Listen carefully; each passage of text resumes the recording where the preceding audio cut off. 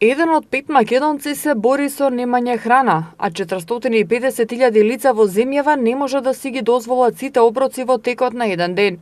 Со цел да се намали сиромаштијата во државата, представниците на македонската платформа против сиромаштијата денеска упатија барања до претседателот на собранието Талат Џафери, како и до сите пратеници во најскоро време да биде ставен на дневен ред и изгласан новиот закон за социјална заштита и детска заштита.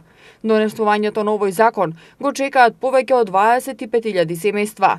Лицата од социјално загрозени семејства се уште живеат со социјална помош во износ од 2.000 денари, наместо како што предвидува одредбата од новиот закон, минималниот износ на социјалната помош да изнесува 9.000, односно 11.000 денари, доколку во семејството има деца што посетуваат училиште.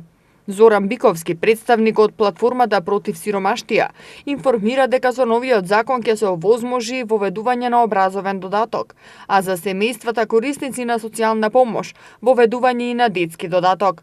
Биковски исто така потенцираше дека повеќе од 5.000 семејства чекаат да биде воведена старечка пензија, што ќе им овозможи на луѓето кои немаат исполнето 15 години стаж да имаат право на приход.